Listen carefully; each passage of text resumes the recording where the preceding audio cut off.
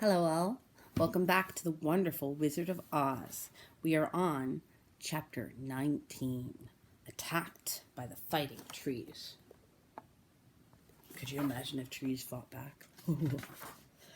The next morning, Dorothy kissed the pretty green girl goodbye, and they all shook hands with the soldier with the green whiskers who had walked with them as far as the gate.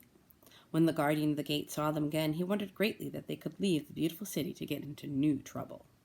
But he at once unlocked their spectacles, which he put back into the green box, and gave them many good wishes to carry with them. "You are our new ruler," he said to the Scarecrow, "so you must come back to us as soon as possible."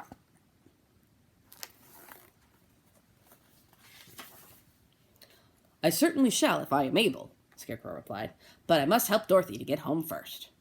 As Dorothy bade the good-natured guardian a last farewell, she said, "I have been very kindly treated in your lovely city, and everyone has been good to me. I cannot tell you how grateful I am."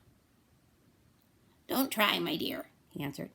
"We should like to keep you with us, but if it is your wish to return to Kansas, I hope you will find a way." He then opened the gate of the outer wall, and they walked forth and started upon their journey. The sun shone brightly as our friends turned their faces toward the land of the south. They were all in the best of spirits and laughed and chatted together. Dorothy was once more filled with the hope of getting home, and the Scarecrow and the Tin Woodman were glad to be of use to her. As for the lion, he sniffed the fresh air with delight and whisked his tail from side to side in pure joy at being in the country again, while Toto ran around them and chased the moths and butterflies, barking merrily all the time. "City life does not agree with me at all," remarked the lion as they walked along at a brisk pace. "I have lost much flesh since I lived there, and now I am anxious for a chance to get the other beasts how courageous I have been." He said show, not give. Oh, what's going to happen? They now turned and took a last look at the Emerald City.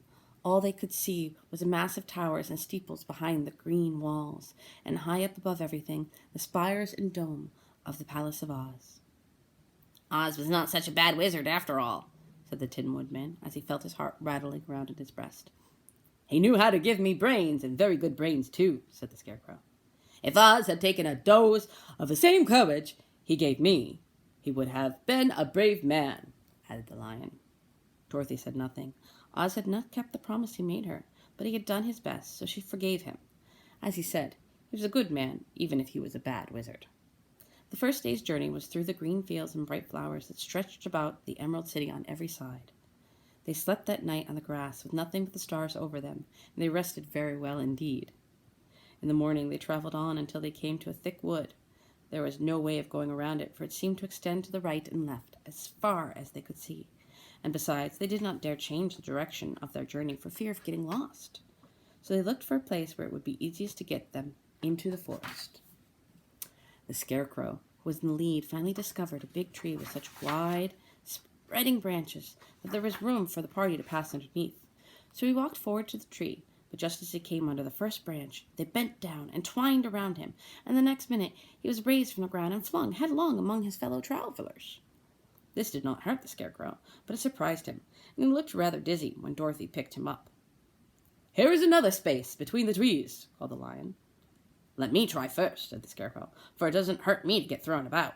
He walked up to another tree as he spoke, but its branches immediately seized him and tossed him back again. "This is strange," exclaimed Dorothy. "What shall we do?" "The trees seem to have made up their minds to fight us and stop our journey," remarked the lion. "I believe I will try it myself," said the Woodman, and shouldering his axe, he marched up to the first tree that had handled the Scarecrow so roughly. When a big branch bent down to seize him, the Woodman chopped at it so fiercely that he cut it in two. Once the tree began shaking all its branches as if in pain, and the Tin Woodman passed safely under it.